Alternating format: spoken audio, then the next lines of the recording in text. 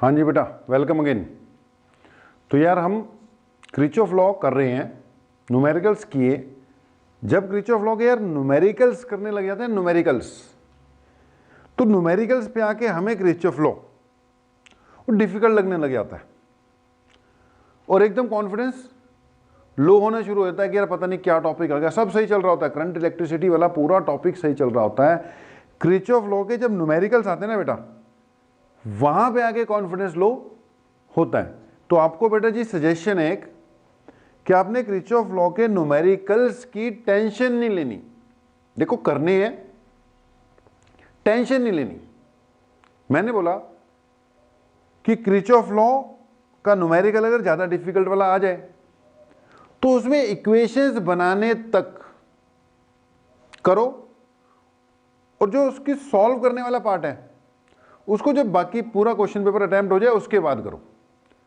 वो प्रैक्टिस के ऊपर है, या फिर इसके ऊपर है कि आपने ऐसा क्वेश्चन आ गया जो आपको पहले ही आपने किया हुआ था तो बढ़िया तरीके से हो जाएगा। लेकिन बच्चा जो क्या करता है, वो क्रिचॉफ लॉ उसको लगाना आता है, उसको वोल्टेज लॉ लगाना आता है, उसकी इक्वेशन सही बन जाती हैं, बिल्कुल सही बन जाती हैं। लेकिन जब वो सॉल्व करता है तो वो उसको सॉल्व करने में दिक्कत आती है, खास तौर पे जब तीन अननोन वाली इक्वेशन है, तीन तीन इक्वेशन, उनको सॉल्व करने में दिक्कत आती है। और जब उसको सॉल्व कर रहा होता है तब उसको लगता है मुझे क्रिचॉफ लॉ नहीं आता। तो बेटा जी क्रिचॉफ लॉ आपको आता है, क्रिचॉफ लॉ आपको आता है, आपको अप्लाई करना आता है। जो दिक्कत है वो थोड़ी सी बस प्रैक्टिस की है। तो आपने ये नहीं कहना कि आपको क्रिचॉफ लॉ नहीं आता। इक्वेशंस बनाने तक सही इक्वेशन बन गई तो दैट मीन्स आपको 100% क्रिचॉफ लॉ अप्लाई करना आता है। दिक्कत कहां पर है, बस उनको सॉल्व करने में इक्वेशंस को, वो सबको है। मेरे को भी अभी क्वेश्चन दोगे ना, मैं भी जब क्वेश्चन करूंगा तो 3 इक्वेशन वाला आएगा तो उसको सॉल्व करने में टाइम लगेगा, और गारंटी देखो अभी भी नहीं है कि उसके आंसर कहीं सही आ जाएंगे, क्योंकि कहीं पे प्लस माइनस की गड़बड़ हुई तो आंसर गड़बड़ हो जाता है। तो पहली बात आप मान लो कि if you are able to write equations correctly, then you know Kirchhoff's law, you know how to apply Kirchhoff's law. Numericals की बहुत ज्यादा टेंशन लेने की जरूरत नहीं है, क्योंकि अगर ज्यादा टेंशन लोगे यहीं अटक जाओगे, आगे नहीं बढ़ पाओगे। ओके जी, तो अब हम तो आगे बढ़ रहे हैं। खैर अगला टॉपिक जो अपना है वो व्हीटस्टोन्स ब्रिज का प्रूफ है बेटा। ये एग्जाम के लिए, बोर्ड एग्जाम के लिए भी वेरी इंपॉर्टेंट सीधा सा क्वेश्चन आ जाता होता है कि state Kirchhoff's law of current electricity and use them to prove balance condition of Wheatstone's bridge. क्या क्वेश्चन आता है कि state Kirchhoff's law of current electricity and use them to obtain balance condition of Wheatstone's bridge. ये पक्का पेट सा question है। तो इसका प्रूफ है, सिंपल सा है, क्रिचॉफ लॉ इतना लगाना तो आ गया कि प्रूफ तो अपने आप कर ही लोगे। तो व्हीटस्टोन ब्रिज का प्रूफ करने जा रहे हैं यार क्रिचॉफ लॉ का यूज करके। बाकी व्हीटस्टोन ब्रिज तो कई बार हो गया, अब पता ही है आपको कि if 5 resistors are connected like this, तो हम कहेंगे अगर 5 रेजिस्टर्स बेटा कुछ ऐसे कनेक्ट कर दिए जाएं, कुछ ऐसे, तो we say that they are connected in the form of a bridge. वो ब्रिज के फॉर्म में कनेक्टेड है। ये कोई भी बैटरी लग गई, ये है P, ये है Q, ये है R, ये S, इसका नाम हमेशा A रखो, B रखो, C रखो, D रखो। ये जो बीच वाला है इसका नाम G रख दिया फिलहाल मैंने। बीच वाले का नाम क्या रख दिया हमने? G रख दिया। अब व्हीटस्टोन ब्रिज इसको कहते हैं PQ RS, इसके 4 रजिस्टर हैं, बीच वाला जो 5वां है वो G से नोट कर दिया मैंने। ओके, यहां से करंट चलेगा, सब होगा, बढ़िया होगा। आगे डिवाइड भी करते हैं यार। इसकी कंडीशन होती है बैलेंस होने की, पता ही आपको कि बैलेंस होने की कंडीशन इसकी ये है कि if P by Q is equal to R by S, अगर P by Q equal to R by S हो जाए, या P by R equal to Q by S हो जाए, या फिर P by R equal to Q by S हो जाए, एक ही बात है ना। इसी को घुमा दिया, तो चाहे बेटा P by Q equal to R by S prove हो जाए, चाहे P by R equal to Q by S prove हो जाए, हम कहेंगे कि ब्रिज बैलेंस है। कि भाई अगर P by Q equal to R by S हो गया तो हम क्या कहेंगे, हम कहेंगे bridge is balanced, bridge balance है जी, हम कहेंगे ब्रिज इज बैलेंस। अच्छा, ब्रिज बैलेंस हो जाएगा तो क्या होगा, if bridge is balanced point B and D will be at same potential. तो अगर P by Q equal to R by S हो गया यानी ब्रिज बैलेंस हो गया, तो भैया B and D will be at same potential, यानी no current will flow from B to D। अगर वो सेम पोटेंशियल पे हो गए तो B से D जाते हुए कोई करंट फ्लो नहीं होगा, और अगर कोई करंट फ्लो नहीं हुआ दैट मीन्स हम ये कह सकते हैं no current flows through G, कि G में से कोई करंट फ्लो नहीं होगा। फिर आपको पता है अगर इसमें से कोई करंट फ्लो नहीं होगा तो आप कह देते हो कि फिर जरूरी लगाना है, जब करंट ही नहीं फ्लो होगा तो आप हटा देते होते हो, फिर ये दोनों सीरीज में आ जाते हैं, ये दोनों सीरीज में आ जाते हैं, इनके रिजल्ट आपस में पैरेलल में आ जाते होते हैं, पता है आपको, कोई बड़ी बात नहीं है। ओके, खैर हम इसको भी दोबारा लगा देते हैं, हमने कंडीशन प्रूव करनी है। तो बात क्या है यार, अगर ब्रिज बैलेंस हो गया यानी P by Q equal to R by S हो गया तो इसमें से करंट नहीं फ्लो होगा, एंड वाइस वर्सा तो है ही है कि अगर इसमें से करंट फ्लो नहीं हो रहा, उल्टा चल लो, अगर इसमें से करंट फ्लो नहीं हो रहा तो मतलब B और D सेम पोटेंशियल पे है, और B और D सेम पोटेंशियल पे है तो मतलब P by Q equal to R by S है, यानी ब्रिज क्या है, बैलेंस है। तो सीधी सी बात है भैया, अगर ब्रिज बैलेंस है तो G में से करंट नहीं फ्लो करेगा, और अगर G में से करंट फ्लो नहीं हो रहा तो दैट मीन्स ब्रिज क्या है, बैलेंस है। तो हम रिवर्स वाले मेथड से इसको प्रूव कर देंगे, हम देखेंगे कि G में से करंट फ्लो हो रहा है कि नहीं। सब कुछ लगाने के बाद बैटरी लगा दी, स्विच ऑन कर दिया, सब कुछ ठीक है, सब कुछ हमारी तरफ से ठीक है भैया, बैटरी लगी हुई है, स्विच ऑन हमने कर दिया हुआ है, हमारी तरफ से सब कुछ ओके है। लेकिन फिर भी अगर इसमें से करंट फ्लो नहीं हो रहा तो that means bridge is balance. तो हम क्या करेंगे, चेक करेंगे कि करंट फ्लो हो रहा है कि नहीं हो रहा। अब मैंने इसमें चेक करना है कि करंट फ्लो नहीं हो रहा, अगर करंट फ्लो नहीं हुआ तो इसका मतलब ब्रिज क्या हो गया, बैलेंस है। तो मैंने जाके देखा भैया करंट फ्लो हो रहा है कि नहीं हो रहा, तो भैया करंट दिखने से पता लग जाएगा क्या कि फ्लो हो रहा है कि नहीं हो रहा। वायर जा रही है, वायर में देखो भैया करंट फ्लो हो रहा है कि नहीं हो रहा, तो ऐसे तो पता मेरे ख्याल से लगेगा नहीं देखकर कि वायर में से करंट जा रहा है कि नहीं जा रहा, देख के नहीं पता लगेगा, टच करके लग सकता है, क्योंकि करंट दिखता नहीं है, करंट लगता है। लेकिन टच नहीं करना भाई, अगर करंट लग गया तो ज्यादा लग जाएगा, पंगा पड़ जाएगा।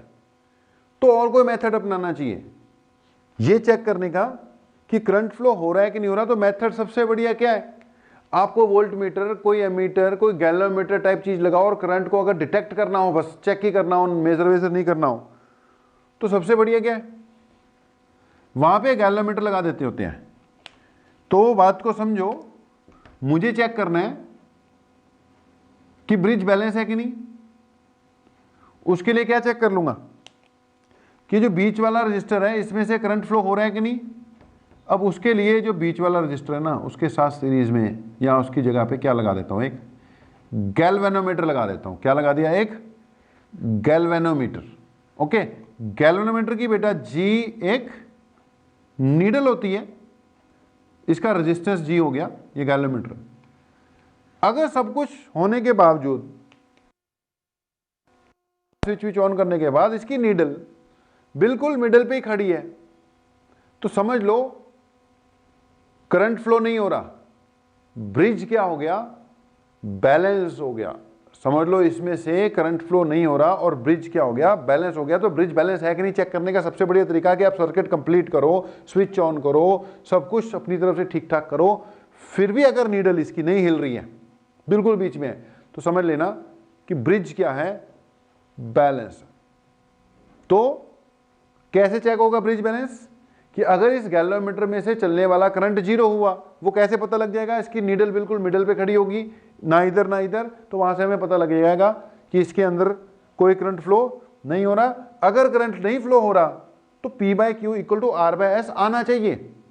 अगर P/Q इक्वल टू R/S है तो इसके थ्रू करंट जीरो आना चाहिए। हम करंट जीरो यूज करेंगे और P/Q equal to R/S prove कर देंगे। तो ये कहानी थी, let us start it's proof.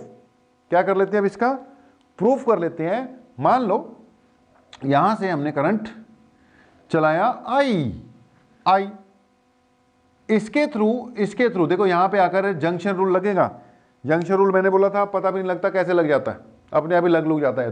तो यहां पे आकर हमने इसके दो पार्ट कर दिए I के, इसमें से I1 गया, इसमें से I2 चले गया, यहां तक I1 पहुंचा, ये फिर दो पार्ट में बट गया। ओके, ये जो गैल्वेनोमीटर वाला करंट है ना बेटा, उसका नाम रख देते हैं IG। जो गैल्वेनोमीटर में से करंट जा रहा है उसका नाम रख देते हैं हम IG।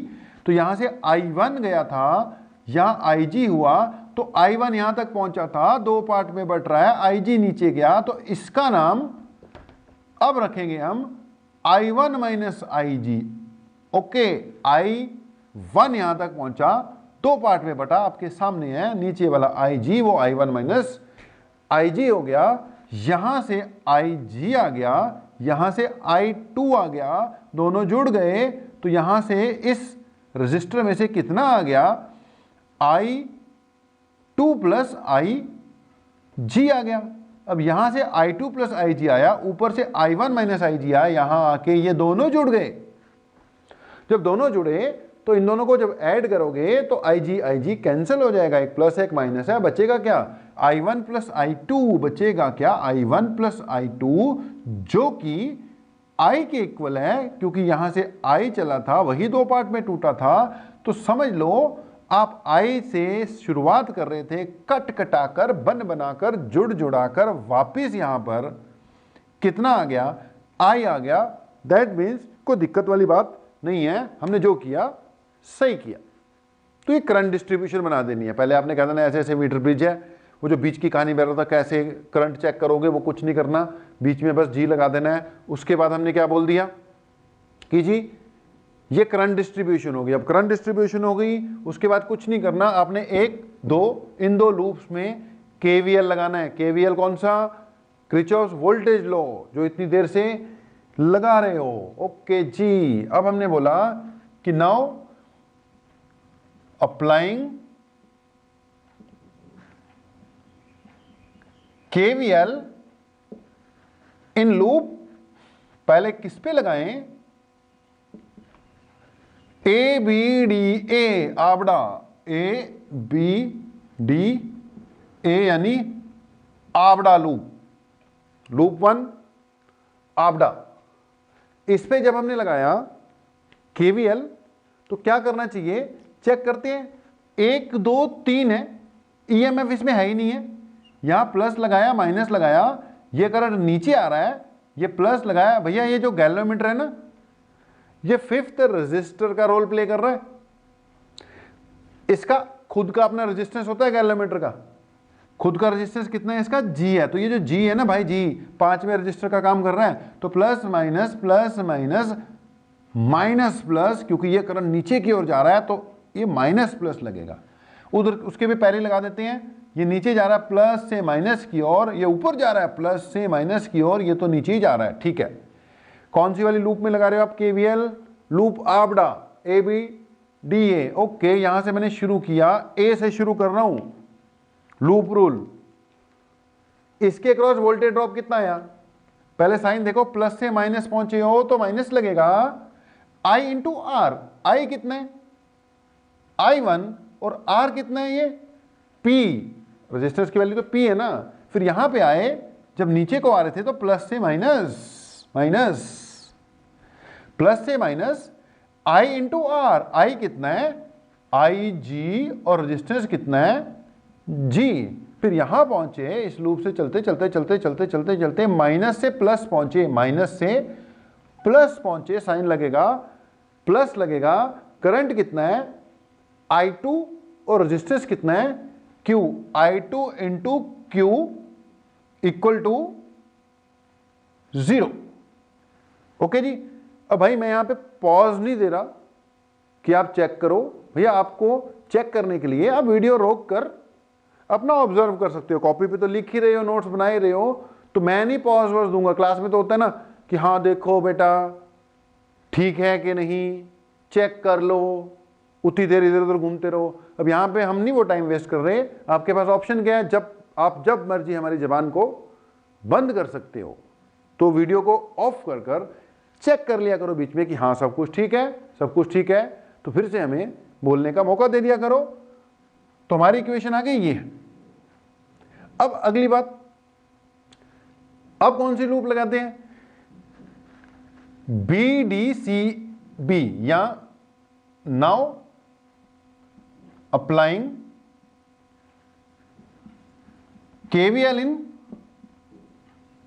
loop BCDB, BCDB, बक डीबी, क्या बन गया, वो था आपड़ा, ये बन गया बक डीबी। ओके, तो ये लूप हो गई। इस लूप में अगर मैं बी से स्टार्ट करता हूं, प्लस माइनस माइनस, प्लस से माइनस, करंट है I1 minus IG into are, फिर आ गया माइनस प्लस प्लस, करंट है I2 plus IG into resistance है S, फिर माइनस प्लस प्लस, करंट है IG साथ में G इक्वल टू 0। दो इक्वेशन बन गई भाई हमारी, इसको मान लो पहली इक्वेशन, इसको मान लो दूसरी इक्वेशन, दो इक्वेशन बन गई। गलती हो गई होगी तो आंसर नहीं आने वाला भैया। अब देखते हैं गलती अब कहां से पकड़ेंगे, लास्ट में पता लगेगा गलती तो नहीं हुई कोई। ओके, ध्यान से करना होता है मतलब। अब अगली बात, ये इक्वेशन बन गई, सब ठीक है। मैंने बोला था हम रिवर्स जाएंगे, हम मान लेंगे कि करंट नहीं चल रहा, P by Q equal to R by S prove होना चाहिए। अगर P by Q equal to R by S है तो IG 0 आएगा, इसका करंट IG है ना, और अगर IG 0 मान लिया तो P by Q equal to R by S आना चाहिए। तो हम यहां पर क्या कर रहे हैं कि let the bridge is balanced, क्या बोला, let the bridge is balance, मान लेते हैं ब्रिज क्या है, बैलेंस है। अगर ब्रिज बैलेंस है तो मतलब गैल्वोमीटर में से करंट नहीं चलेगा, गैल्वोमीटर में से करंट नहीं चलेगा तो गैल्वोमीटर का करंट 0 माना जाएगा। तो अगर हमने गैल्वोमीटर का करंट 0 मान लिया तो हमारी फर्स्ट और सेकंड इक्वेशन रिड्यूस हो, ये जनरल है। अगर ब्रिज बैलेंस होता तो फर्स्ट इक्वेशन क्या बन जाती है, IG 0 होता तो IG 0 होता, क्या बनता, माइनस पी आई वन, यहां पे लिख लो कि अगर IG 0 होता तो इक्वेशन 1 एंड 2 बिकम्स, लिख लो ना, इक्वेशन 1 एंड 2 बिकम्स, 1 और 2 इक्वेशन क्या हो जाएंगी, पहली हो जाती माइनस पी आई वन, ये 0 हो गया, प्लस I2Q इक्वल टू 0, मतलब PI1 इक्वल टू हो जाता QI2। देखो ये QI2 उधर जाता, माइनस माइनस कट जाते, PI1 इक्वल टू QI2। तो क्या बन गया बेटा, ये PI1 इक्वल टू QI2, ये बन गया जी PI1 equal to QI2, P by Q equal to P by Q is equal to I2 by I1। ध्यान से देखना गलती ना हो जाए, इसको लिखते थे इक्वेशन 3। ओके, अब हमने बोला बैलेंस कंडीशन में फर्स्ट इक्वेशन तो ये बन गई, बैलेंस कंडीशन में सेकंड इक्वेशन क्या बनेगी, अब balance condition I G equal to 0 है, तो आई जी 0 पुट किया, आई जी 0 पुट किया, आई जी 0 पुट किया, ये क्या बन गया? आल्सो जो हमारी फर्स्ट इक्वेशन तो बन गई, सेकेंड इक्वेशन क्या बन रही है? Minus I one into R, ये बन रही है plus I two into S equal to 0, क्योंकि ये 0 हो गया, ये 0 हो गया, 0 हो गया। चेक करना जरा, क्या ये I one R equal to I two S बन गया? ये उधर जाके माइनस हो गया, माइनस माइनस कट गया। यहां से चेक करना, क्या R by S equal to I two by I one आ गया। ओके, ये चौथी इक्वेशन बन गई। आ तो जाएगा, गलती ना हो जाए भाई। अब हम लिखेंगे फ्रॉम इक्वेशन थर्ड एंड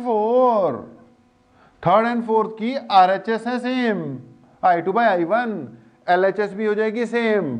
तो बन गया P by Q equal to R by S, और आगे क्या लिख दिया? Hence balanced condition of WSB। WS बोले तो व्हीटस्टोन्स ब्रिज। तो ये भी बड़ी इंपॉर्टेंट है। अगली बात हम करेंगे एप्लीकेशंस ऑफ व्हीटस्टोन्स ब्रिज। रुकेंगे नहीं, करते रहेंगे। Applications of Wheatstone bridge will be our next topic. तो बेटा क्या स्टार्ट कर दिया हुआ है हमने? व्हीटस्टोन्स ब्रिज चल रहा है यार, इंपॉर्टेंट वाला पार्ट है। अब ये जो लास्ट स्टेज है ना, इसमें बड़ी अच्छी अच्छी बातें आएंगी। व्हीटस्टोन ब्रिज के बाद अभी मेन आपका आना है मीटर ब्रिज, और उसके बाद पोटेंशियोमीटर वगैरह। तो काफ़ी इंपॉर्टेंट चीज़ें हैं, न्यूमेरिकल्स भी इंपॉर्टेंट, और क्वेश्चंस भी बोर्ड एग्जाम में भी बेटा इसमें से सीधे डायरेक्ट ही क्वेश्चंस आते होते हैं। तो व्हीटस्टोन ब्रिज हम कर रहे थे यार, कुछ एक नोट पॉइंट्स हैं जी, नोट करना। तो व्हीटस्टोन ब्रिज बेटा हम कर रहे हैं। पहली बात तो ये कि क्लियर होना चाहिए कि व्हीटस्टोन ब्रिज क्या चीज है। अच्छा, ये जो 5th रजिस्टर है बीच वाला, इसमें अब मैं आमतौर पर गैलोमीटर शो किया करूंगा।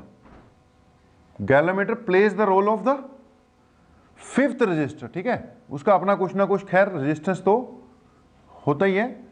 अगर न्यूमेरिकल रजिस्टर टाइप का आ गया तो वो रजिस्टर लगाएंगे। अगर वैसे कंसेप्ट वाइज बात चल रही है तो बीच में हम गैलोमीटर लगा दिया करेंगे। 5वें रजिस्टर का काम कर रहा है। बैलेंस कंडीशन हम लोगों ने यार प्रूव इसकी कर ही ली। तो ये है जी सिस्टम। कुछ ध्यान से बातें सुनना। इसको P माना, इसको Q माना, इसको R माना, इसको S माना।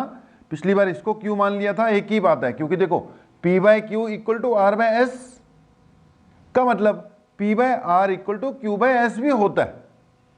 करके देख लो। अगर मैंने लिखा है कहीं P by Q equal to R by S है, अगर P by Q R by S के इक्वल है तो यहीं से घुमा लो, ये नीचे आ जाएगा। P बाय R और Q बाय S भी आपस में इक्वल होंगे ही होंगे, तो एक ही बात है बेटा। चाहे ऐसे लिखो P by Q equal to R by S, चाहे P by R equal to Q by S लिख लो। ओके, इसका नाम हमने A रखना होता है। 2 पॉइंट है भाई समझाने हैं। इसका नाम B रखो, इसका नाम C रखो, इसका नाम D रख दो। यहां से करंट आता है, ओके, यहां पे स्प्लिट हो जाता है। वो आपको पता ही, अब किसके नाम क्या रखने, अभी थोड़ी देर पहले अपने प्रूफ किया है इसका। अब ध्यान देना बेटा, यहां पे 3 पॉइंट्स हैं। पहली बात कि अगर ब्रिज क्या हो जाए, बैलेंस हो जाए, balance. If bridge is balanced, तो देखो कंडीशन क्या है, P by Q equal to R by S। अब P by Q equal to R by S आ गया, तो हमने बोला हुआ है VB इज इक्वल टू क्या होना चाहिए, VD, एंड नो करंट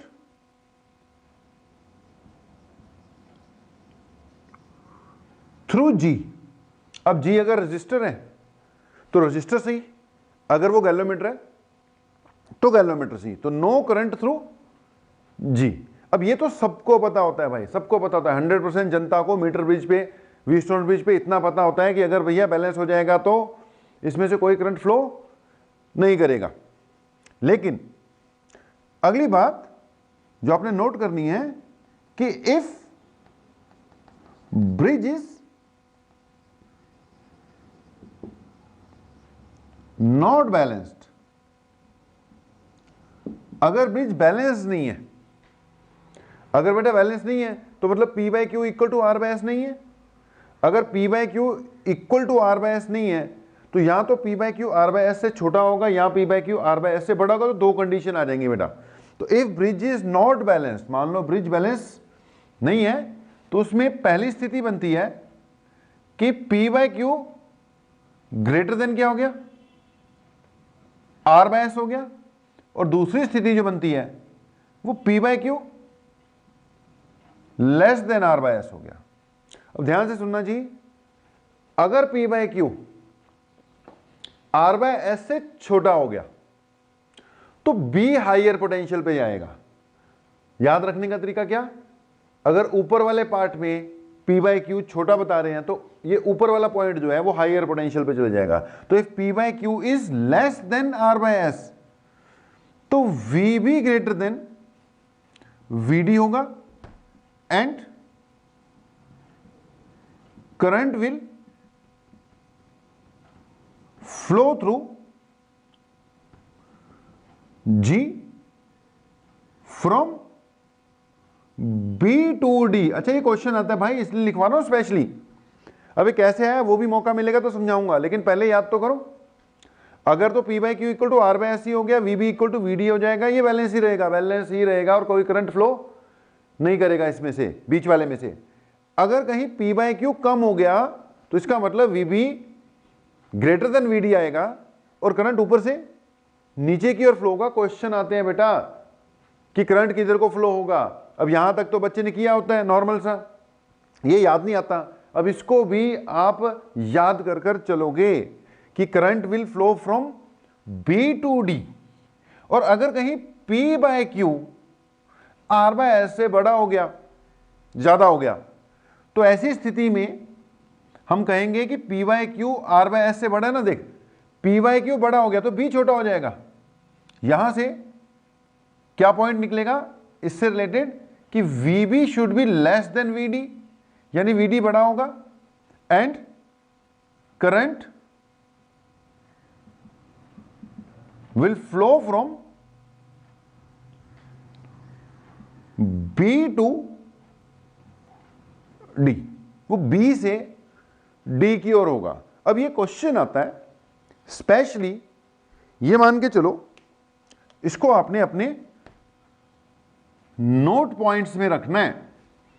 किस में रखना है इसको, आपने अपने नोट पॉइंट्स में संभाल कर रखना है इस बात को।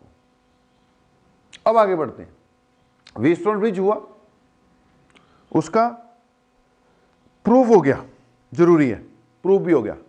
प्रूफ होने के बाद चलो एक दो बात ये बता दी। अब अगली बात होती है बेटा इस पे बेस करते क्या क्या क्या आता है।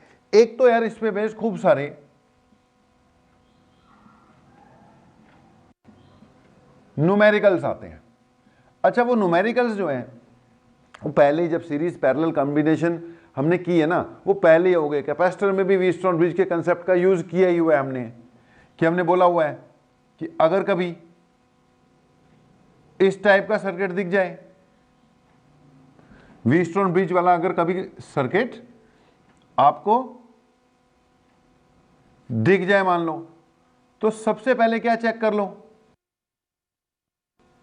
आर बाई एस के अगर बैलेंस हो गया तो उसके बाद सॉल्व करना बिल्कुल इजी हो जाता है। बीच वाला हटा देते होते हो, ये दोनों सीरीज में हो जाते हैं, ये दोनों सीरीज में आपस में पैरेलल में हो जाते हैं। कैपेसिटर में भी किया बेटा और रजिस्टर में भी आप कर आए हो ये।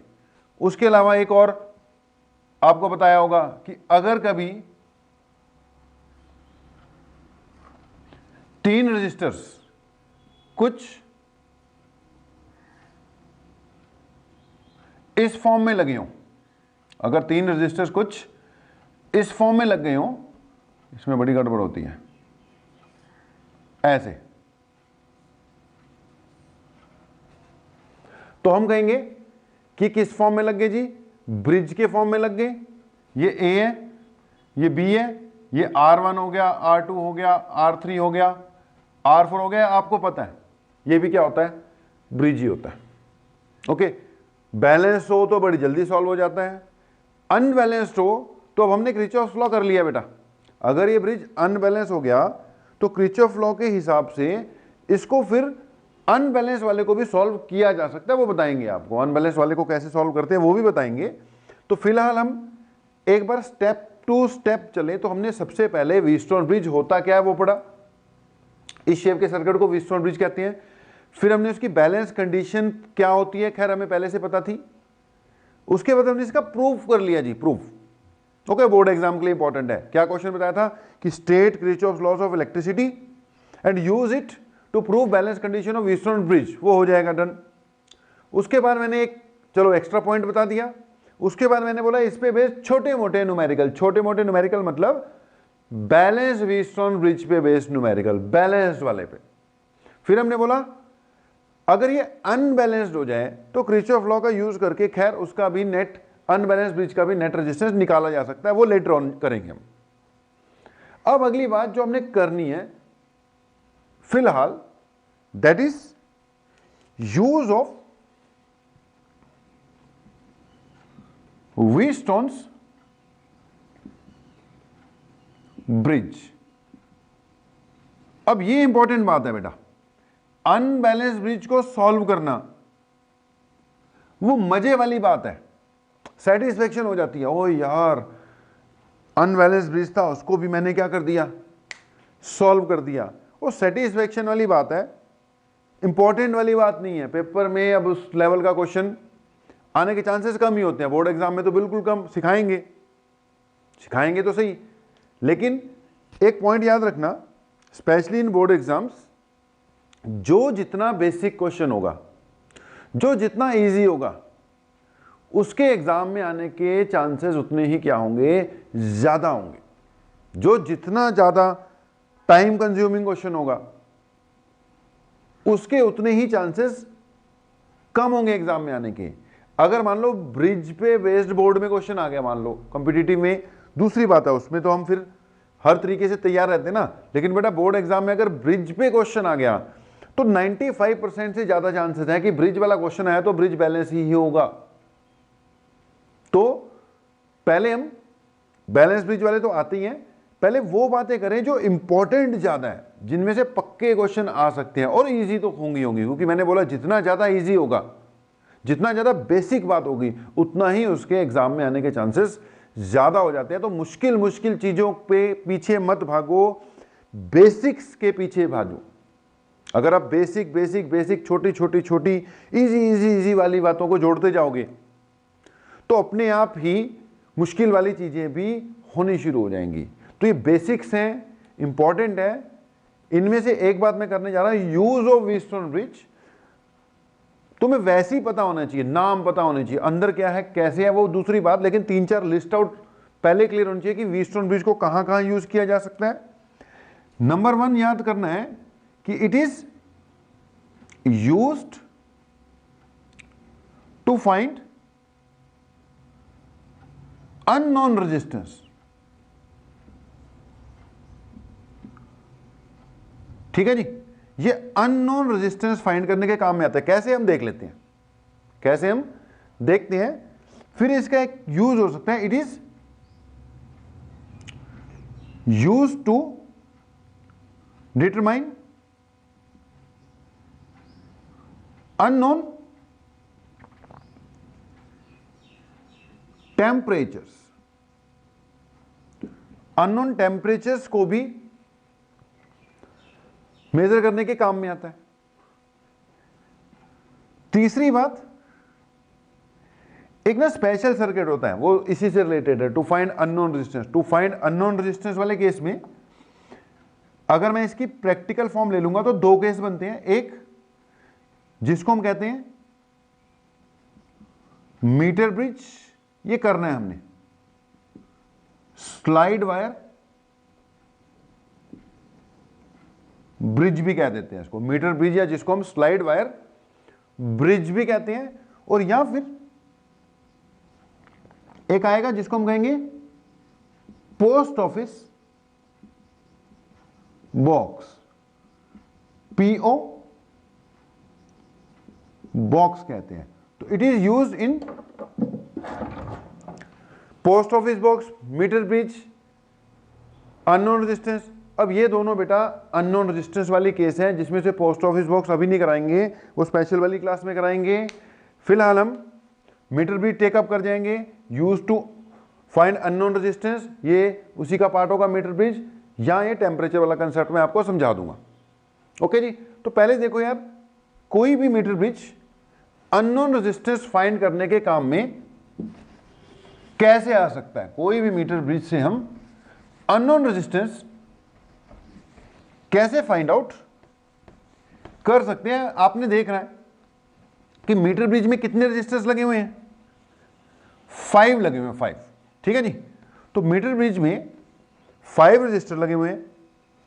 5वें रजिस्टर के रूप में हम क्या यूज करते हैं, गैल्वेनोमीटर यूज करते हैं। 5th रजिस्टर के रूप में हमने क्या यूज किया, गैल्वेनोमीटर यूज किया। गैल्वेनोमीटर से पता लगता रहता है कि ब्रिज बैलेंस है कि नहीं है। गैल्वेनोमीटर की नीडल अगर बिल्कुल बीच में है, कोई रिफ्लेक्शन दे रही है, तो ब्रिज क्या मान लेंगे हम, बैलेंस मान लेंगे। अब ध्यान से सुनना जी, कैसे ये अननोन रेजिस्टेंस फाइंड करने के काम में आएगा। P Q R S 4 resistors हैं। इनमें से अगर हम किसी एक को, मान लो क्यू को क्या कर दें, वेरिएबल कर दें। वेरिएबल मतलब हमने यहां पे वेरिएबल रजिस्टर लगा दिया, जिसकी वैल्यू को मैं कम ज्यादा कर सकता हूं। किसी एक को मैंने क्या कर दिया, वेरिएबल रजिस्टर के रूप में शो कर दिया, ये वेरिएबल हो गया जी। ओके, अब अगर ब्रिज बैलेंस है, आपको पता है ये गैल्वेनोमीटर क्या शो करेगा, 0 डिफ्लेक्शन, और अगर बैलेंस नहीं है तो ये कुछ ना कुछ डिफ्लेक्शन शो करेगा, इधर या उधर। अब इनमें से मान लो आर जो है अपना, वो कैसा है, अननोन वाला है, जिसका रेजिस्टेंस मैंने क्या करना है, फाइंड करना है। तो आर अननोन वाला हो गया, जिसका रेजिस्टेंस फाइंड हमने करना है।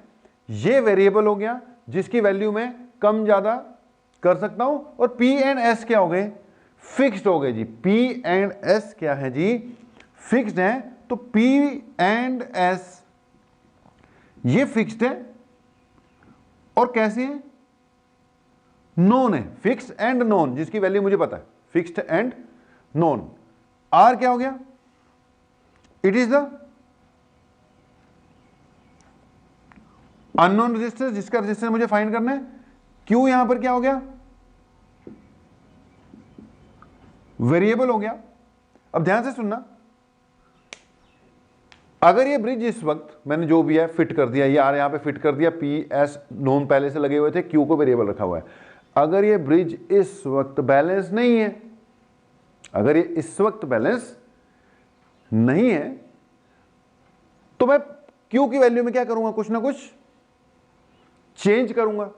अभी मैं चाहता हूं कि P by Q equal to R by S हो जाए, लेकिन अभी वो नहीं है, इस वक्त नहीं है।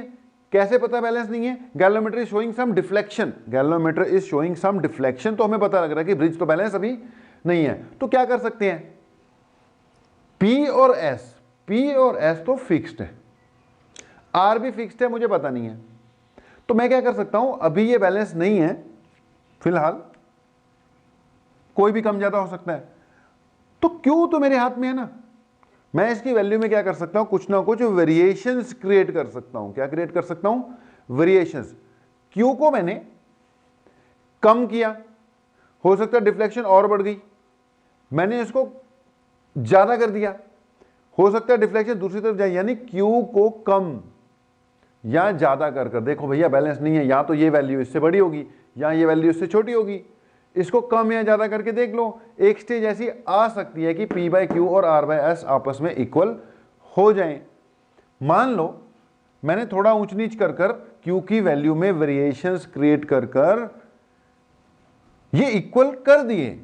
अच्छा, मुझे कैसे पता लगेगा कि P बाय क्यू और R बाय एस इक्वल हो गए? सिंपल, गैलोमीटर में नजर है ना मेरी, मैं उसको वेरी कर रहा हूं, गैलोमीटर को देखे जा रहा हूं, देखे जा रहा हूं, देखे जा रहा हूं, देखे जा रहा हूं। जिस स्थिति में आकर गैलोमीटर जीरो डिफ्लेक्शन दे देगा मैं समझ जाऊंगा बैलेंस हो गया। बैलेंस हो गया मतलब P by Q equal to R by S हो गया।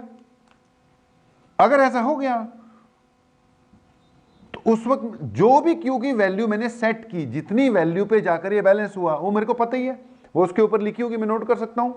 तो P by Q equal to R by S बन गया, मैंने बनाया। P पहले से पता था, नोन था, ओके, S भी नोन था, Q वेरिएबल था लेकिन नोन था, ठीक है, वेरिएबल लेकिन उसकी वैल्यू तो जो मैं रखूंगा हमारे पास होगी ना। तो P भी है, S भी है, Q मैंने नोट कर लिया। अब अननोन कौन सा था? R था ना।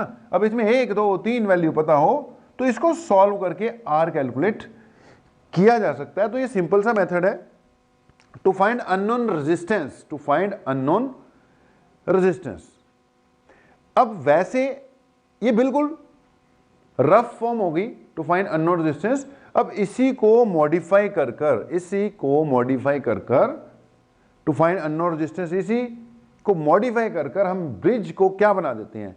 मीटर ब्रिज बना देते हैं, या फिर पोस्ट ऑफिस बॉक्स की शेप दे देते हैं।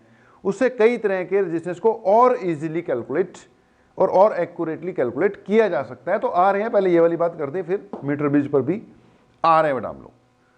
अब अगली बात कि इस मीटर ब्रिज का टेम्परेचर फाइंड करने में कैसे यूज किया जा सकता है, टेम्परेचर फाइंड करने में कैसे यूज कर सकते हैं। टेम्परेचर फाइंड करने के लिए हमने इसकी थोड़ी सी शेप चेंज कर दी, वही चीज है, बस मैंने R यहां से उठा के यहां लगा दिया, ओके। तो वही चीज है, P एंड S फिक्स्ड यानी कि नॉन हो गए। Q जो है वो कैसा रखना है? मैंने वेरिएबल रखना है। Q क्या रख देना है? वेरिएबल रख देना है। अब जो R है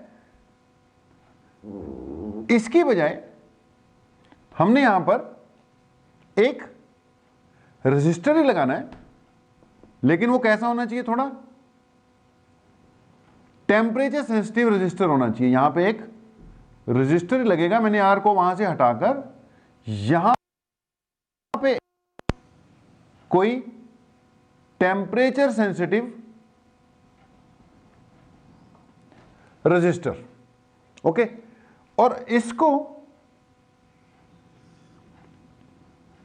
उसके साथ कांटेक्ट में रखा जिस मटेरियल का मैंने टेम्परेचर फाइंड करना है। ध्यान से देख लो, ये R है, R यहीं लगा हुआ है, बस थोड़ी वायर लंबी कर कर उसमें उसके साथ टच कर दिया। जैसे यहां कोई लिक्विड है, लिक्विड में इसको डाल दिया, ओके। जिस लिक्विड का मैंने क्या मेजर करना है? टेम्परेचर मेजर करना है। अब मान लो इस लिक्विड का टेम्परेचर कितना है? T है, जो कि हमने मेजर करना है। अब ये जो मटेरियल है ना भाई, R के लिए मैंने जो मटेरियल यूज किया, मुझे इसका अल्फा पता होना चाहिए। अल्फा यानी टेम्परेचर कोफिशिएंट ऑफ रेजिस्टेंस। मुझे इसका क्या पता होना चाहिए जी? अल्फा पता होना चाहिए, यानी टेम्परेचर कोफिशिएंट ऑफ रेजिस्टेंस पता होना चाहिए। पता होगा, वो कोई बड़ी बात नहीं है। जो मटेरियल हम चूज करेंगे उसका अल्फा पता हो सकता है, कोई बड़ी बात नहीं। मुझे इसका R नॉट पहले से पता होना चाहिए। R नॉट पहले से पता होना चाहिए। R नॉट क्या हो गया? मान लो इसका टेम्परेचर एट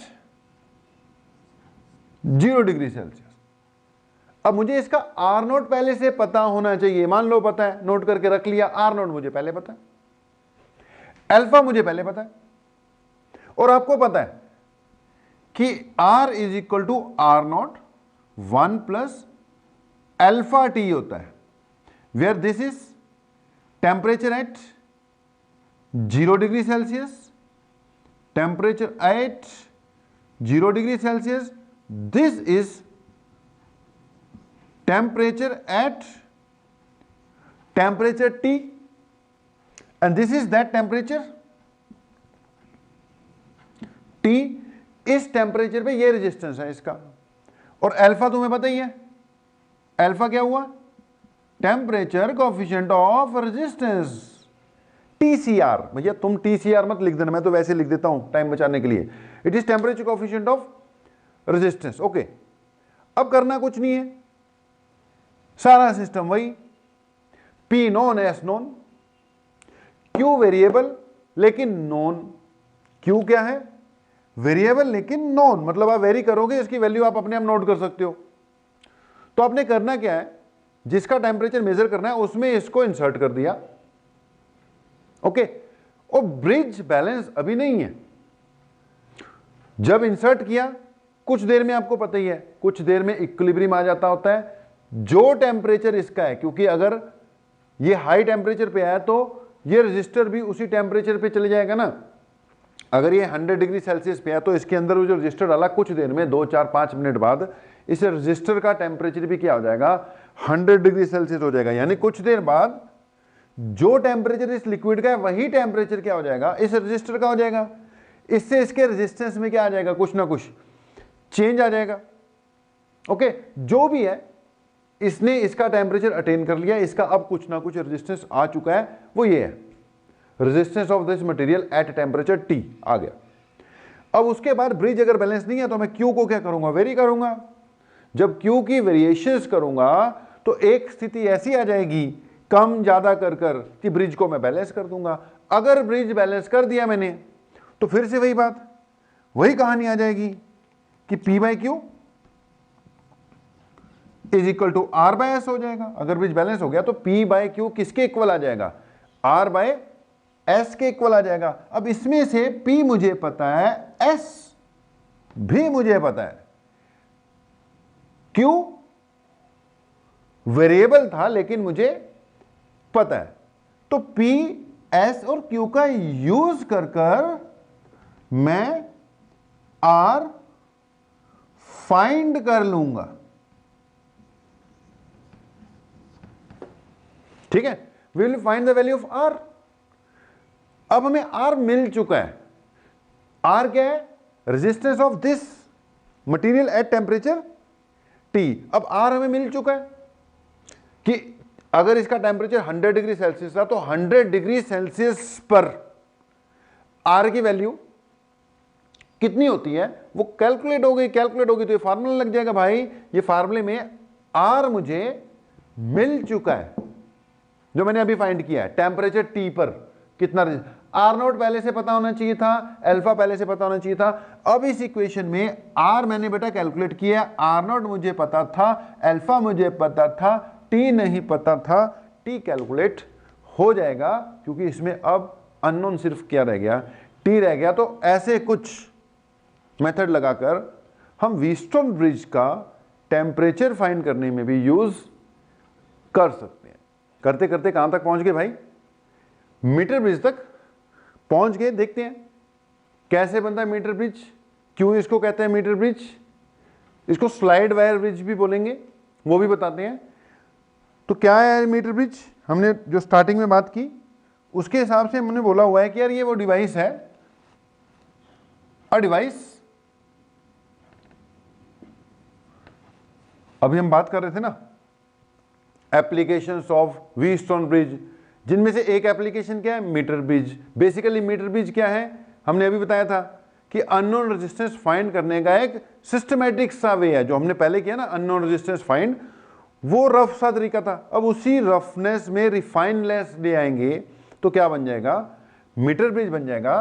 तो पहली बात यार इसके बारे में ये याद रखना है, ये फुल फ्लैश्ड अपने आप में ये अलग टॉपिक हो गया, वो इंट्रोडक्शन थी सारी। अब मीटर ब्रिज अपने आप में एक फुल फ्लैश्ड टॉपिक चल रहा है बेटा। तो it is a device used to find unknown resistance जी, device use to find unknown resistance. Okay, अगली बात ये भी याद रखो, इट इज बेस्ड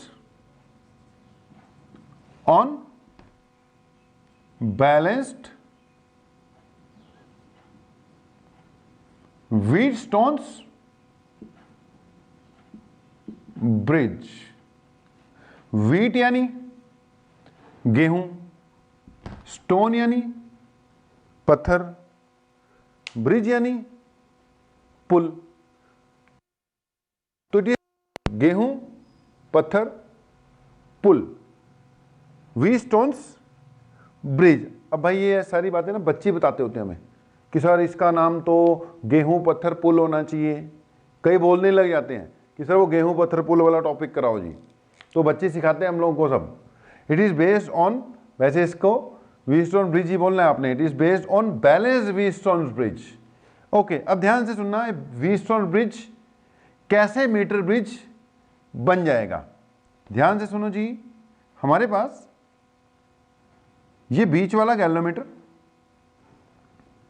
ओके, और लगा ही देते हैं इस पे भी 5-7 मिनट जो लगने हैं एक्स्ट्रा वाले।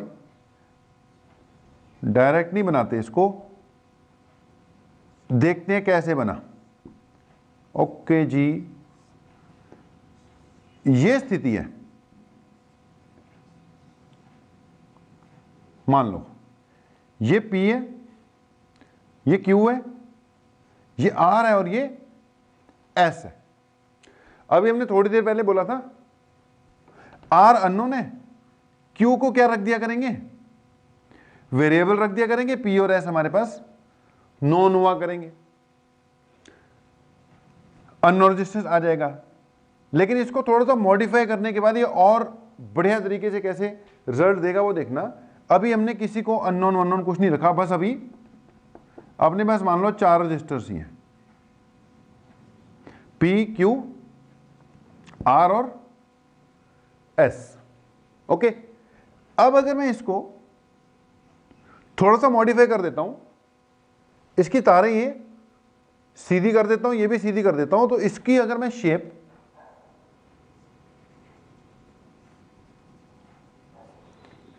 ऐसे कर दूं तो देखो किसी को कोई प्रॉब्लम नहीं होनी चाहिए।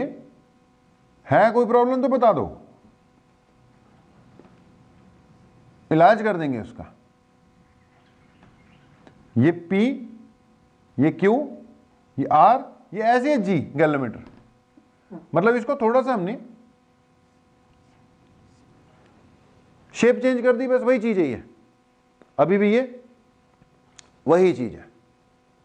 ये P का रोल प्ले कर रहा है, ये Q का रोल प्ले कर रहा है, ये R का रोल प्ले कर रहा है, ये S का रोल प्ले कर रहा है। बैलेंस कंडीशन में P by Q equal to R by S या P by R equal to Q by S होगा। ओके, अब मैं P Q R S लेके चल रहा था, लेकिन अननोन रेजिस्टेंस का नाम मैंने R रखना है, तो मैं क्या कर रहा हूं, इस R को यहां लगा देता हूं, लगा क्या देता हूं, नाम बस चेंज कर देता हूं, जो है वो ये नाम, बस नामकरण हमने बदली कर दिया। तो ये P हो गया, ये Q हो गया, R हो गया, S हो गया। बैलेंस कंडीशन क्या है, P by Q should be equal to R by S, बात तो एक ही है, या P by R equal to Q by S। बस अननोन रजिस्टर में यहां फिट करा करूंगा ना, इसलिए मैंने R वाला जो था, R वाला ये मैंने पहले इसलिए बना दिया क्योंकि आमतौर पे R यहां चल रहा था। अब R वाला मैंने यहां फिट करना है, ये R हो गया, ठीक है जी। अब इसमें से बेटा Q को मैंने क्या रखा हुआ है, वेरिएबल, R अननोन है, और P और S क्या होने चाहिए, नोन होने चाहिए। अब इसमें अगर मैं थोड़ी सी और मॉडिफिकेशन करूं, थोड़ी सी और मॉडिफिकेशन करूं, मैं बोलूं यार P को भी मैं वेरिएबल रखूंगा, Q वेरिएबल था ही, S को भी क्या करूंगा, वेरिएबल करूंगा, S को भी क्या करूंगा, वेरिएबल, P को भी क्या करूंगा, वेरिएबल, R मेरा अननोन है। ये तीनों नॉन होने चाहिए, खैर ये तीनों क्या होने चाहिए, नॉन होने चाहिए। लेकिन इससे क्या हो गया, जब बैलेंस कंडीशन लगेगी ना P by Q equal to R by S, मुझे R चाहिए, ये तीनों वैल्यू मुझे पता होनी चाहिए। अब पहले सिर्फ मेरे पास एक ही ऑप्शन थी कि मैं Q को कम ज्यादा करके ब्रिज को बैलेंस करता था, वो कई बार नहीं भी होता। अब मेरे पास ऑप्शन ये है कि यार मैं Q को वेरी करके भी ब्रिज बैलेंस करने की कोशिश कर सकता हूं, P को वेरी करके भी कर सकता हूं और S को वेरी करके भी कर सकता हूं। तीनों के तीनों क्या हो गए? वेरिएबल है, तीनों ही वेरिएबल है। ओके, अब इसमें भी पंगे वाला काम है। अब इसको थोड़ा सा और मॉडिफाई करें, थोड़ा सा इसको और मॉडिफाई करें, तो इसकी शेप को जब मैं चेंज करूंगा, नहीं शेप तो चेंज होगी, चलो हो गई, इसको थोड़ा सा और मॉडिफाई करें तो बेटा ये जो Q और S अलग अलग दो रजिस्टर्स लगे हुए ना, इनकी जगह पर अगर मैं एक रेजिस्टिव मटेरियल की वायर यूज कर लूं, जैसे हमने आपको बता रखा है कि एक मैंगनीन नाम का मटेरियल होता है, एलॉय होती है manganin, which is use to make standard resistors. अब यहां पर Q और S नाम के दो अलग अलग रजिस्टर लगाने की बजाय हम यहां पर एक क्या यूज करें, इसकी जगह पर मैंगनीन वायर यूज कर दें, मैंगनीन की बनी हुई वायर यूज कर दें। यहां पर जो P जो वेरिएबल रजिस्टर है ना, वेरिएबल रजिस्टर, अब वेरिएबल रजिस्टर कई तरह के होते हैं, उसकी जगह हम एक वेरिएबल क्या लगा दें, रजिस्टर लगा दें। वेरिएबल रजिस्टर एक रेजिस्टेंस बॉक्स आता है, रेजिस्टेंस बॉक्स की शेप में हम यहां पर क्या लगा सकते हैं, एक वेरिएबल रजिस्टर लगा सकते हैं। ओके, और ये अपना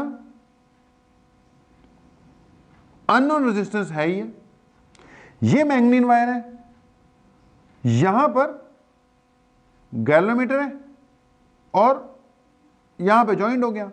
अब वो जो मैंगनीन वायर मैंने यूज की, जो भी मैंगनीन वायर यूज की, उसका ये वाला पार्ट Q का रोल प्ले कर जाएगा और उधर वाला पार्ट S का रोल प्ले कर जाएगा।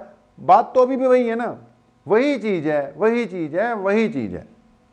कंडीशन अब भी क्या है, अब नाम सेम हो गए, तो अननोन वाले का नाम अब से मैं क्या रखा करूंगा, X रखा करूंगा।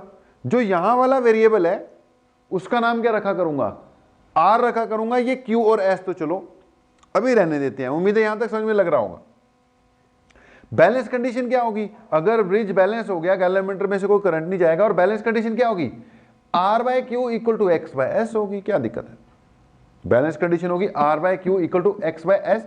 क्यू एस पता होने चाहिए, R भी पता होना चाहिए, X निकाल लेंगे बैलेंस कंडीशन अगर गैलोमीटर ने कोई रीडिंग न दी। अब मैं थोड़ी देर पहले बोल रहा था कि Q भी वेरिएबल होना चाहिए, S भी क्या होना चाहिए, वेरिएबल होना चाहिए। अब अगर मैंने ऐसे कर दिया, Q और S तो फिक्स हो गए, उनकी वैल्यू तो क्या हो गई, फिक्स हो गई। मैंगनीन की बनी हुई है, इस पार्ट का कुछ ना कुछ रेजिस्टेंस आएगा ही आएगा, इस पार्ट का भी कुछ ना कुछ रेजिस्टेंस आएगा। अगर मैं यहां पर इसको फिक्स करने की बजाय यहां से एक वायर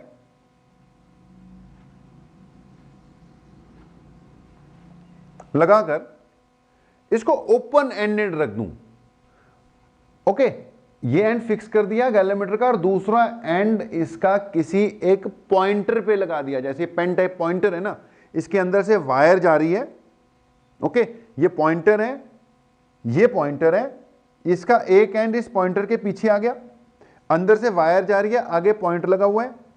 इसको जब मैं यहां पे टच करूंगा, इसको यहां से जब मैं टच करूंगा तो सर्किट क्या हो जाएगा, कंप्लीट हो जाएगा। तो ये पॉइंटर होता है, इसको क्या कहते हैं, जॉकी कहते हैं। क्या कहते हैं जी इसको, जॉकी कहते हैं, जॉकी। अब जॉकी सुनकर कई बच्चे हंसते होते हैं, हाय हाय सर जॉकी जॉकी जॉकी, बड़े खुश होते हैं जॉकी का नाम सुनकर। तो ठीक है, तुम लोग भी खुश हो लो। तो इसको वैसे क्या कहते हैं, जॉकी कहते हैं, जॉकी। ओके, तो ये जॉकी जो है, इसको यहां से टच कर दोगे, जहां टच कर दोगे वहां पे सर्किट क्या हो जाएगा, कंप्लीट हो जाएगा। अब जॉकी का फायदा क्या है, जॉकी का फायदा क्या है कि Q और S दोनों वेरिएबल हो गए एक ही बार में। यहां तो Q को वेरी करोगे या S को वेरी करोगे। यहां पे जब आप इसको यहां टच करोगे तो बेटा इस लेंथ का रेजिस्टेंस कुछ आएगा, उस लेंथ का रेजिस्टेंस कुछ आएगा। अगर मैं इसको टच करूंगा तो Q बढ़ जाएगा, S कम हो जाएगा। अगर इसको इस तरफ जाके टच करूंगा तो Q की वैल्यू, क्योंकि लेंथ कम होगी, कम हो जाएगी, S की वैल्यू बढ़ जाएगी। अब इस सिस्टम से क्या हुआ, इसको तो मैं वेरी कर ही सकता हूं, मैंने फिक्स कर दिया 2 ओम 5 ओम 6 ओम जो भी लगाना था लगा दिया। ओके, ये मैं वेरी कर सकता हूं, कर रहा हूं, और साथ के साथ Q और S को दोनों को एक साथ वेरी कर सकता हूं, एक ही साथ वेरी कर सकता हूं। अब ये जो पूरा सिस्टम बना, इसमें जो मैग्नीन वायर ली गई थी, इसकी लेंथ ली जाती है पूरी पूरी 1 मीटर। लेंथ कितनी रखनी है हमने, पूरी पूरी 1 मीटर रखनी है, 100 सेंटीमीटर। एक एंड 0, एक एंड 100। तो इसलिए इसको क्या कह देते हैं, मीटर ब्रिज। ब्रिज तो इसलिए क्योंकि भैया व्हीटस्टोन ब्रिज ही है बेसिकली। मीटर इसलिए क्योंकि इसमें 1 मीटर लंबी वायर यूज की गई है, और इसको हम लोग स्लाइड वायर ब्रिज भी कहते हैं। कौन सा ब्रिज भाई, स्लाइड वायर ब्रिज भी कहते हैं। It is also known as slide wire bridge. अब स्लाइड वायर ब्रिज इसको क्यों कहते हैं, क्योंकि इसमें ये जो वायर है इस पे हम जॉकी को स्लाइड करते हैं। वैसे स्लाइड नहीं करना चाहिए, इसको स्लाइड करते हुए रीडिंग लेते हैं, that's why it is known as slide wire. Slide इसलिए नहीं करना चाहिए, जब आप एक्सपेरिमेंट करते हो ना यार, इस पे प्रैक्टिकल में भी है ये मीटर ब्रिज, वहां पे प्रिकॉशन आती है एक कि जी जॉकी को इसके ऊपर स्लाइड नहीं करना होता। स्लाइड करने से क्या होता है, वायर की यूनिफॉर्मिटी क्या हो जाती है, कम हो जाती है। उसका uniform area of cross section रहना चाहिए, वो कम ज्यादा हो जाता है। अब ये भैया बन गया आपका कौन सा, मीटर ब्रिज की शेप ये वैसे अब ले चुका है। ओके, करना क्या है, यहां पर फिर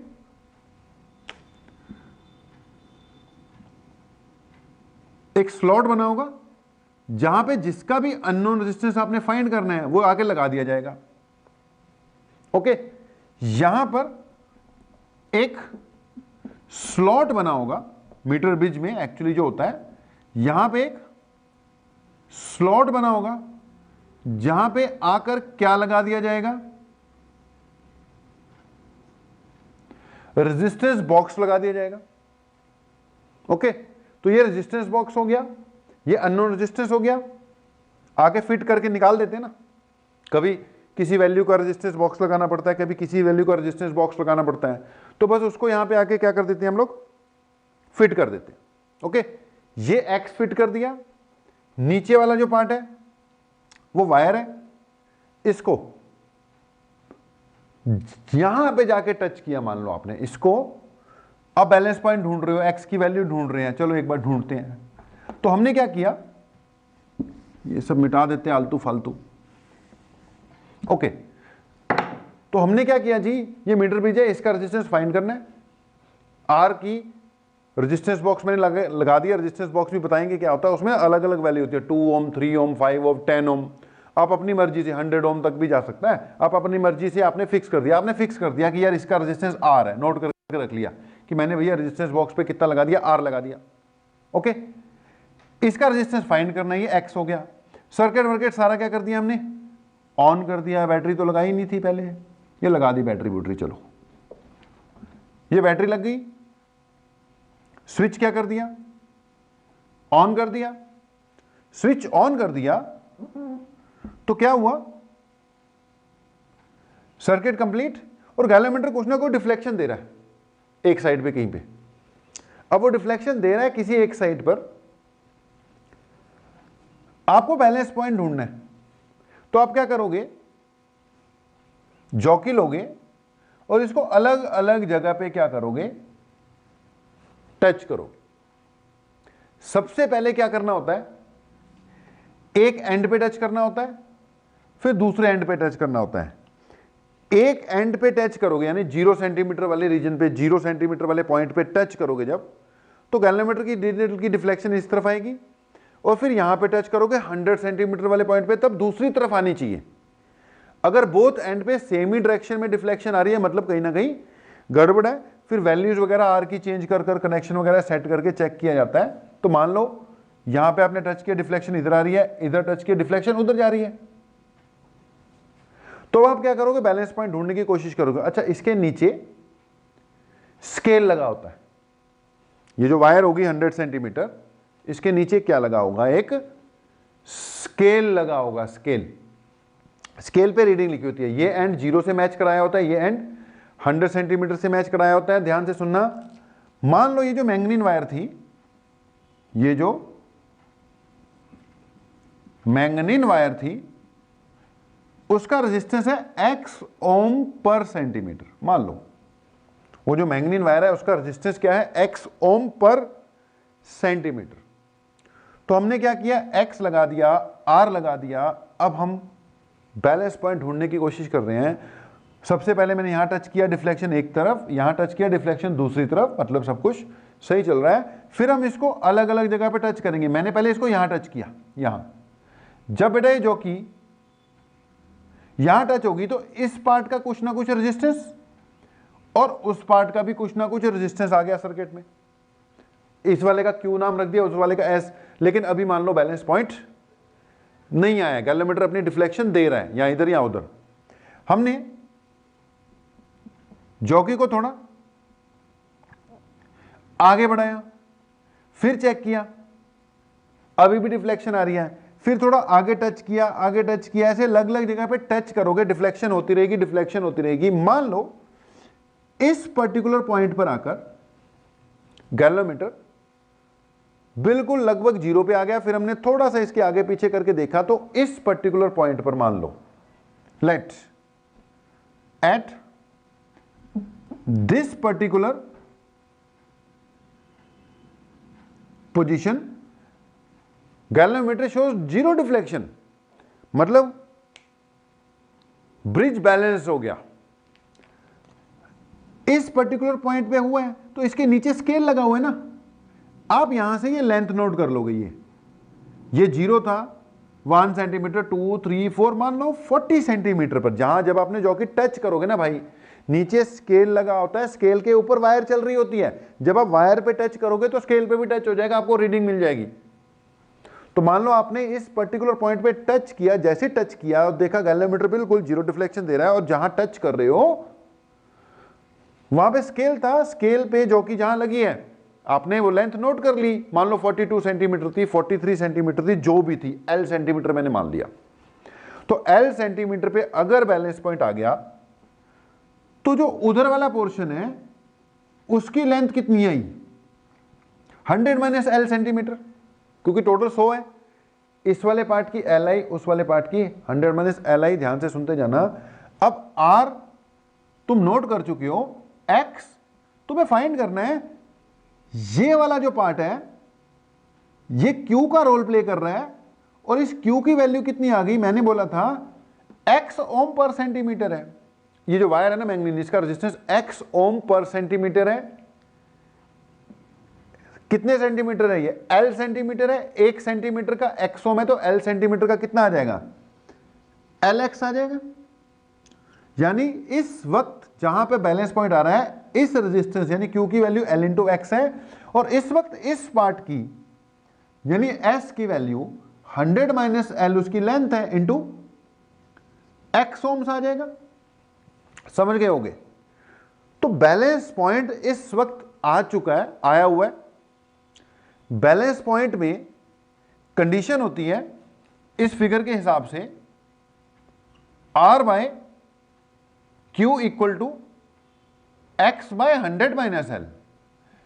ये जो फिगर बनी हुई है इसके हिसाब से बैलेंस पॉइंट की कंडीशन क्या है, R by Q should be equal to X by S। S लिखना भाई अभी तो, X बाय S।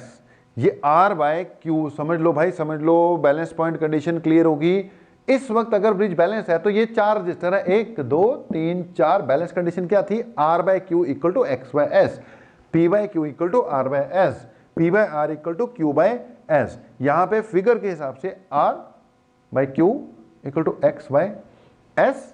अब ध्यान से सुनना, हमने R बाय क्यू, क्यू की वैल्यू कितनी लिख देनी है? L X, X by S की वैल्यू कितनी लिख देनी है? 100 माइनस एल एक्स।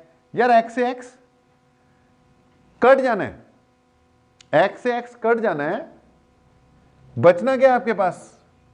आपके पास बचेगा R by L is equal to X by 100 minus L. क्या बचा भाई?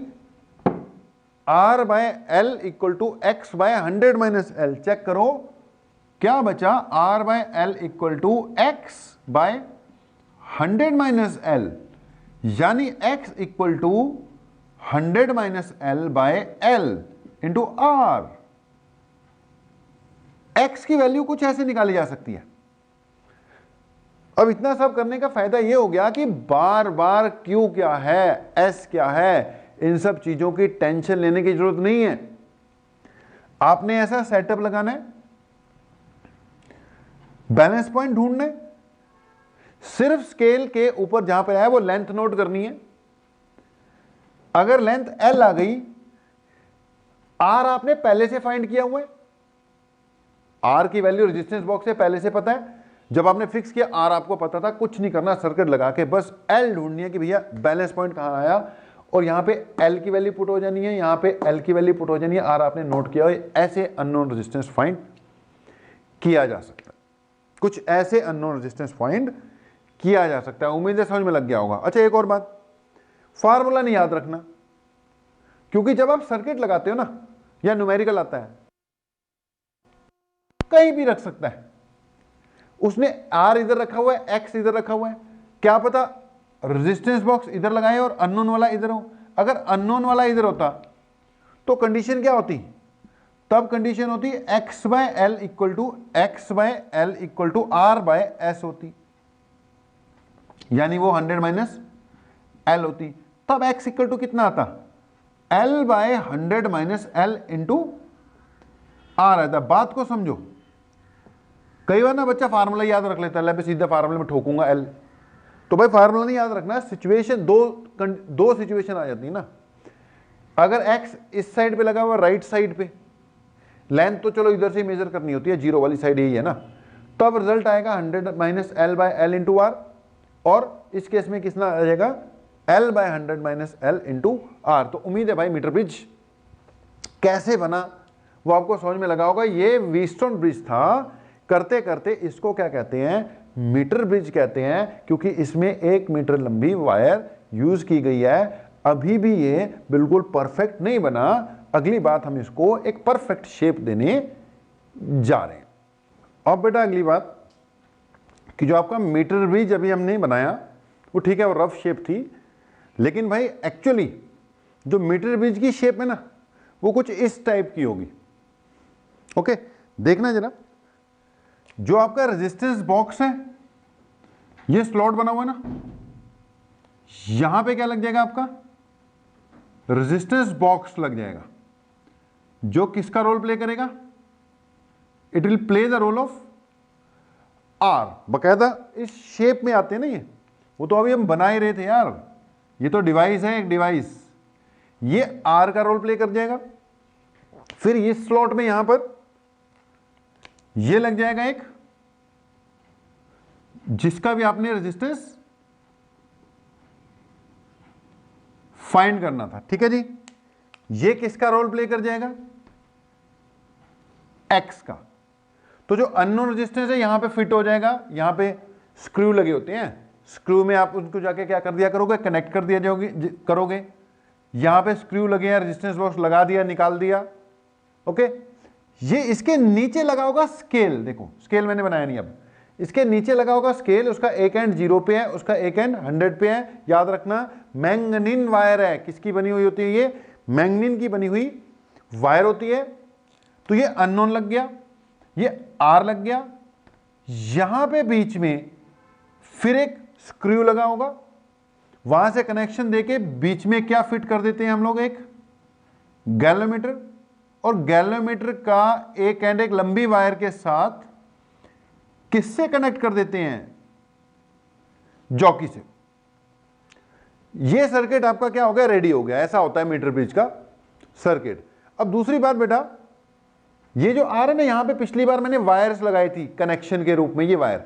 अब यहां पर स्पेशल बात यह है कि कनेक्टिंग वायर्स की बजाय वो कनेक्टिंग के लिए कॉपर की बनी हुई पतली पतली स्ट्रिप्स यूज करते हैं। क्या यूज करते हैं, स्ट्रिप्स। तो ये जो वाइड वाइड चौड़ी सी ये जो पट्टियां दिखाई दे रही हैं, these are the copper strips बेटा।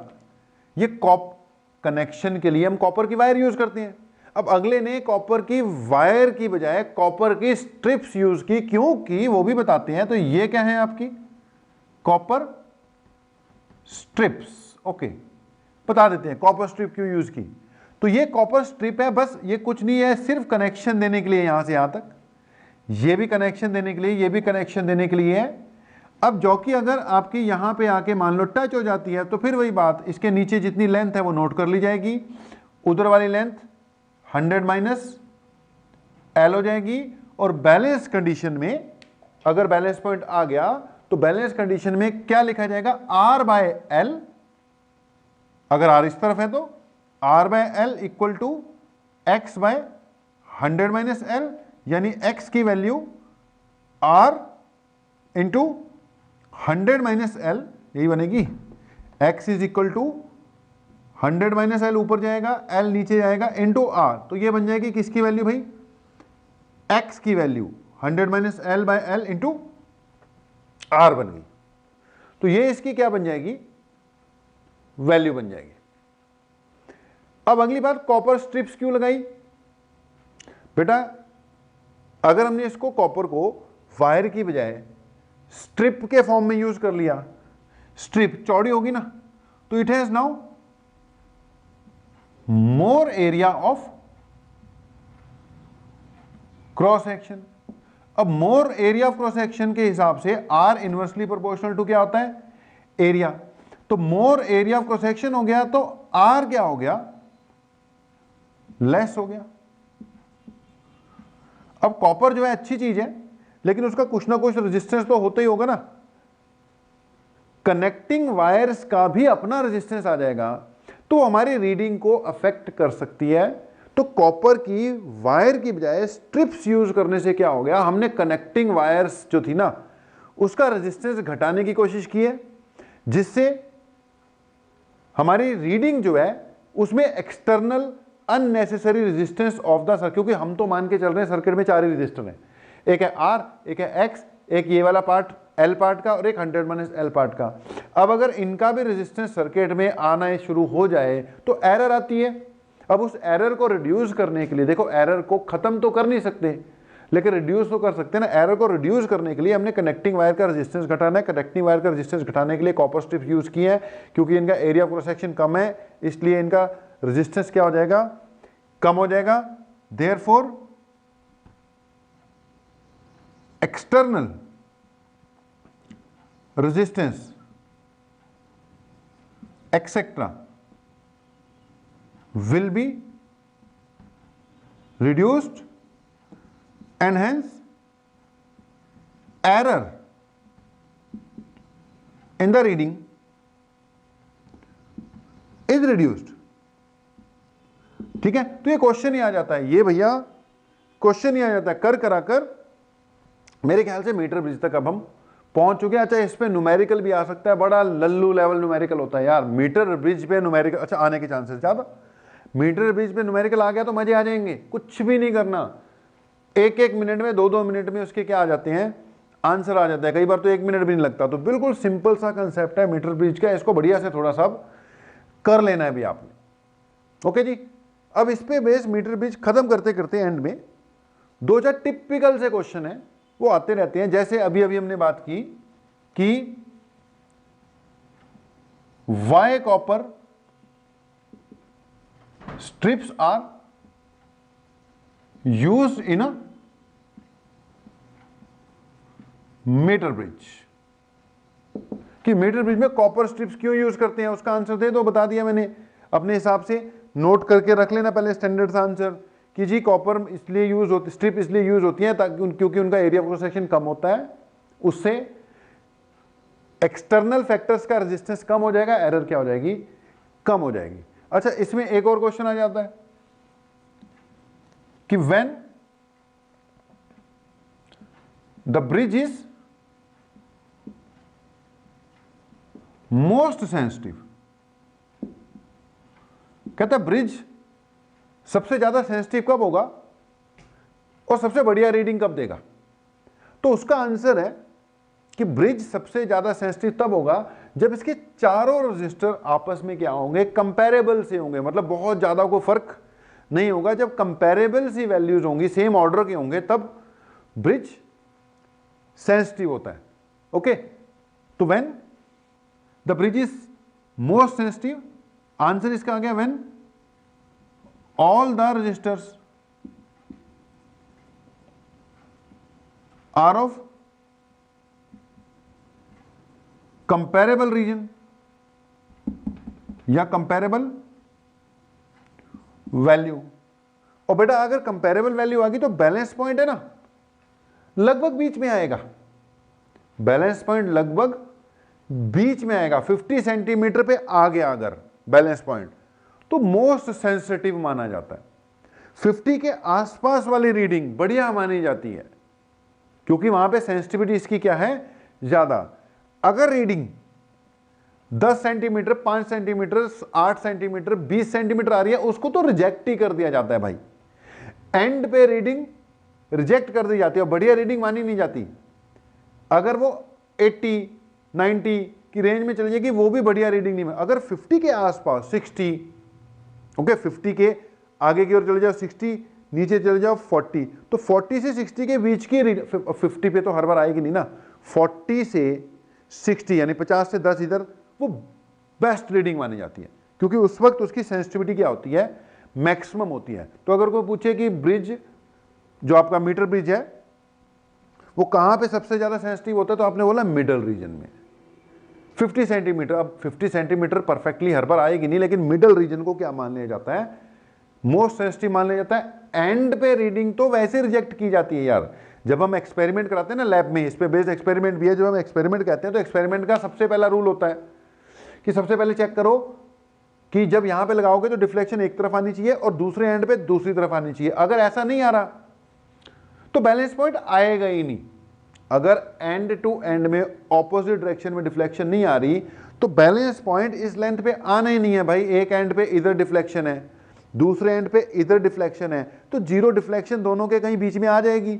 अगर एक एंड पे भी इधर ही डिफ्लेक्शन है और दूसरे एंड पे भी इधर ही डिफ्लेक्शन है, तो इसका मतलब इस लेंथ पे कहीं पे बैलेंस पॉइंट आना नहीं है। तो सबसे पहला काम क्या चेक करना होता है कि ये डिफ्लेक्शन ऑपोजिट है कि नहीं।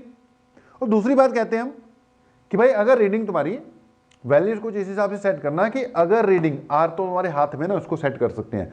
अगर रीडिंग 30 सेंटीमीटर से कम है तो उसको रिजेक्ट करो, दोबारा लो। अगर 70 सेंटीमीटर से ज्यादा है यानी 30 से नीचे तो एंड रीजन आ गया, 70 से ऊपर चले गए तो भी क्या आ गया, एंड रीजन आ गया।